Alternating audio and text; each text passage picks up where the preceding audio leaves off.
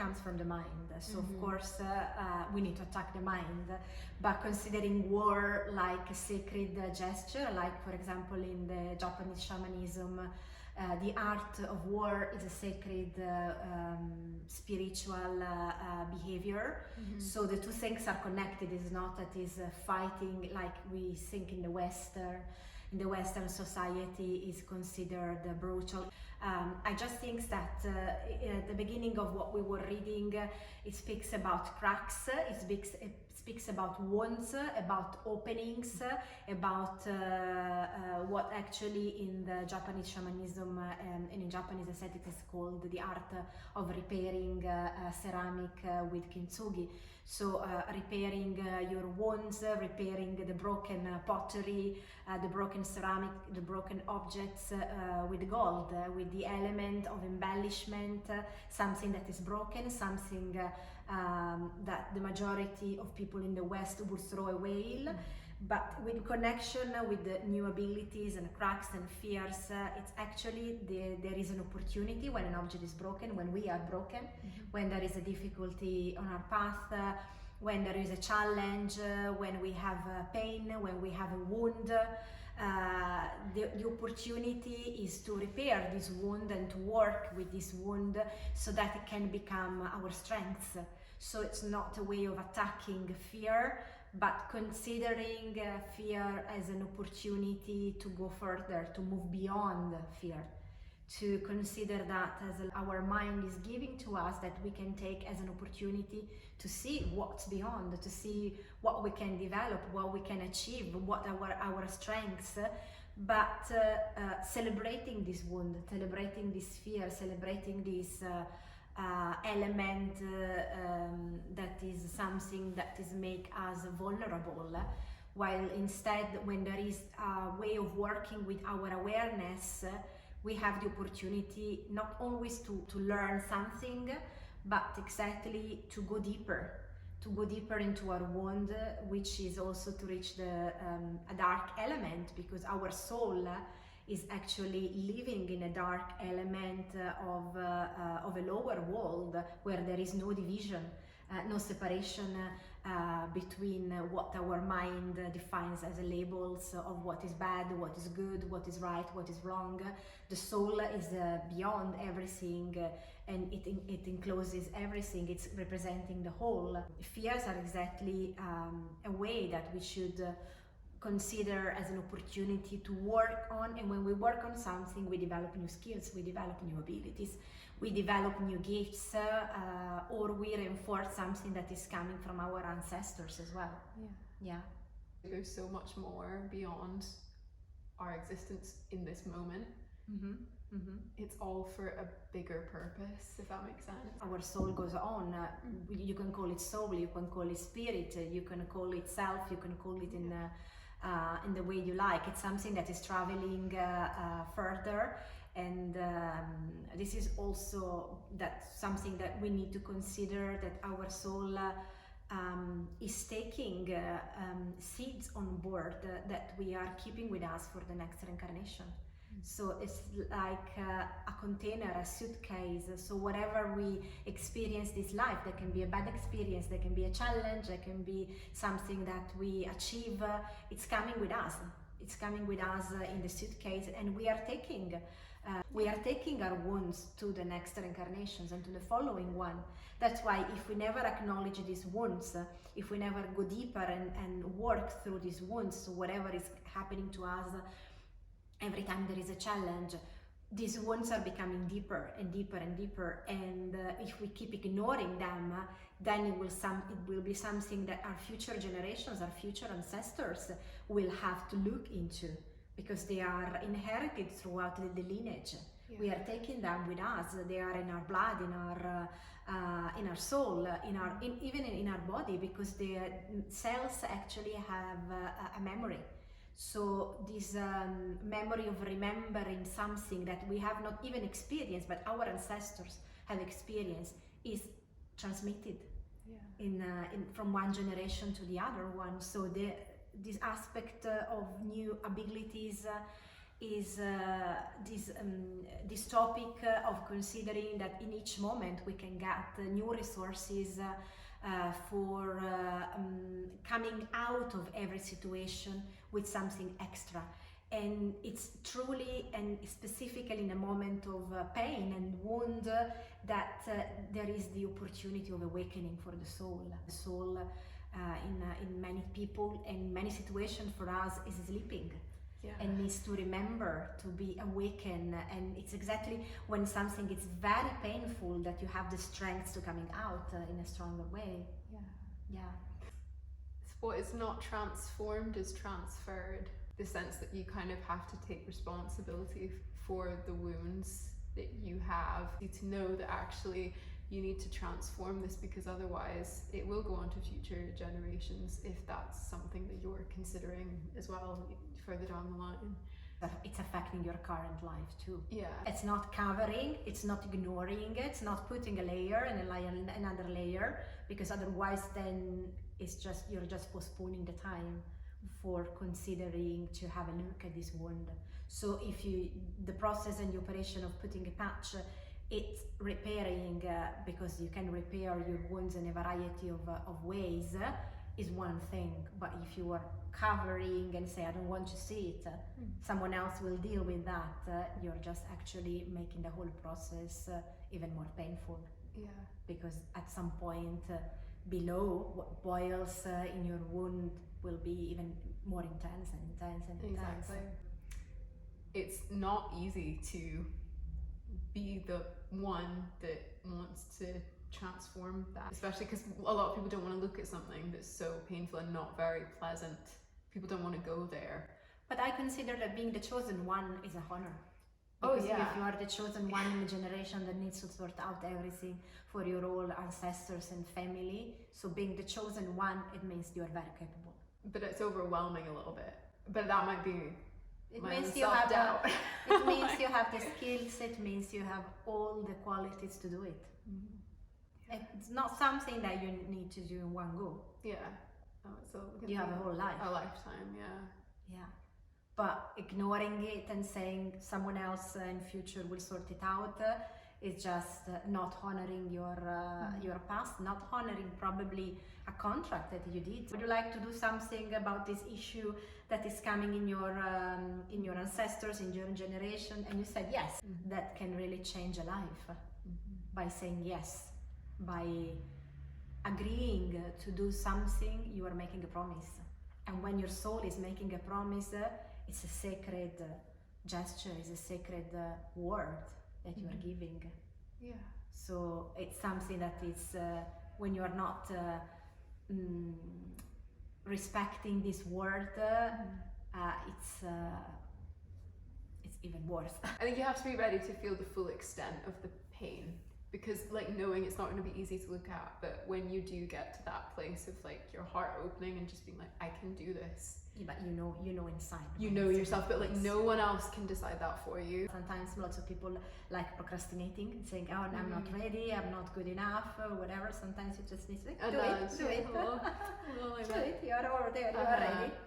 But I think what I mean is that inherent knowing within inside you, like only you can feel that when you are open to it. It's like the dark night of the soul. It's in that moment that you actually, everything from then on is going to be so much more because uplifting. then when you're going down and you want to jump up, way of doing that is even higher and is even stronger, instead of just being on a surface and on a level. When you're just walking in your way, there is nothing that is sending you down, nothing that is sending you up. And then you want to jump. No, you need to go down. It's just like when we are jumping in general, we are going down, taking the strength, and then going up. That's why you have the real energy.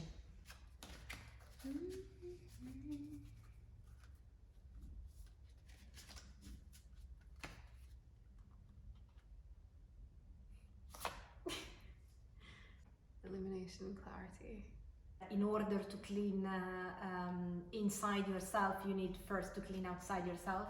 This is something that lots of people already see, for example, in cleaning the space around them, in cleaning their houses, and this is making the air and the space around themselves clearer, lighter.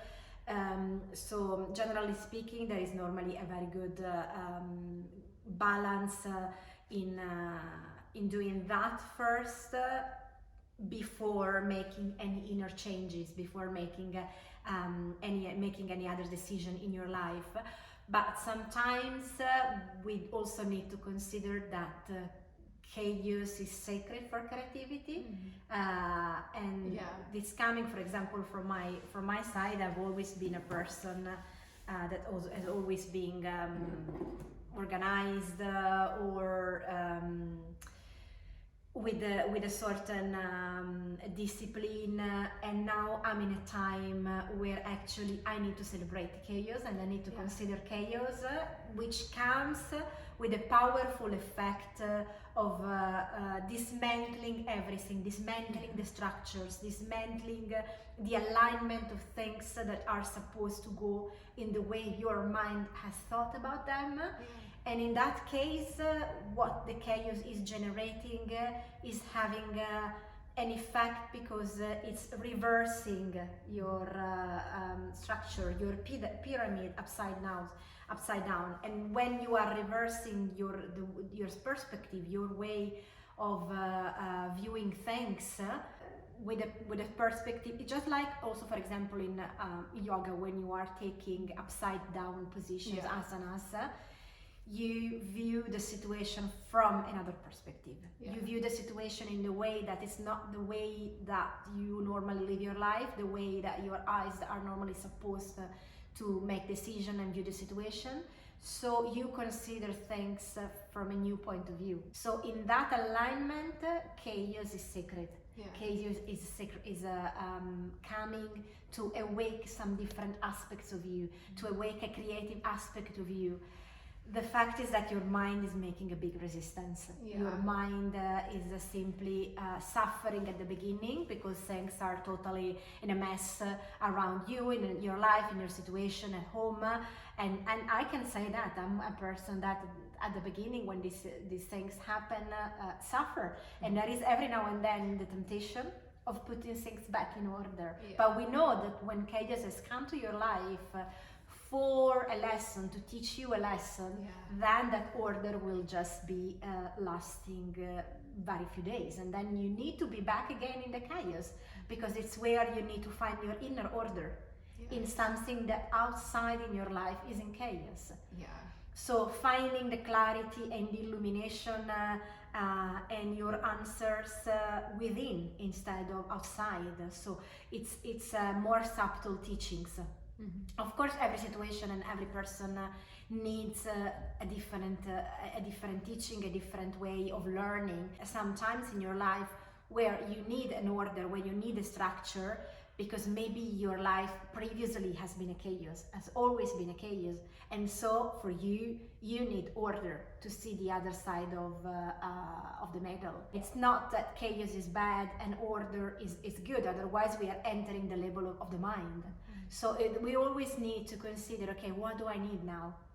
To see, to have things in a new perspective, to see and celebrate the dust, to celebrate the shadow, to celebrate the darkness, to celebrate something that your mind doesn't want to see.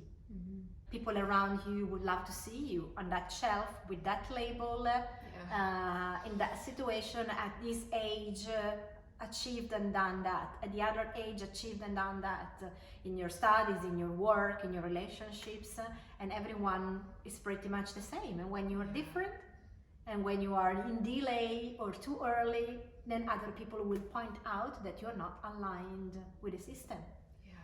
But they make you believe that you are not aligned with the universe. Everything is orchestrated by the mind of the universe, so that everything is cleverly organized for you to fit over there if you want.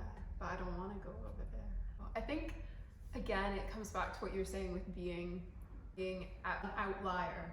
I just find it fascinating when people present a viewpoint that I've never heard, or a way of looking at the world that I don't see. Like, I love learning from that, and I just wish that it was more accepted to just be yourself, like whoever you are, and share that with the world, instead of everyone trying to mold themselves to fit a standard. That's lots of people don't know who they are. Yeah, exactly. When they say be yourself, be what you are, but lots of people don't know what they are, because they've always compared themselves to people around them, being inspired from other people. So when the source is outside, when the mirror is outside, they don't know what's inside there. So that's another inner journey that they need to make. Being yourself requires a lot of courage.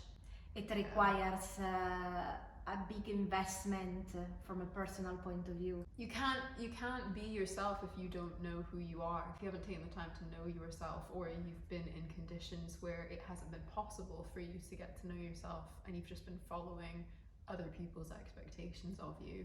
Also, because being yourself, it's not a static point. Yeah, your being yourself is an evolution. Ever changing. So it's always changing. Yeah. So you need to be yourself on a bicycle while you're riding. Yeah. And keep moving and keep changing, and still being on your vehicle and moving with the flow. Is because many times if we say when be yourself, you are defining, you are labeling. I am this and that. Oh yeah. So I'm reinforcing my definition. I'm reinforcing sometimes my weaknesses. Yeah. I'm reinforcing my being a victim, but I am like that. Yeah. Nothing I can do, and I'm still reinforcing this element.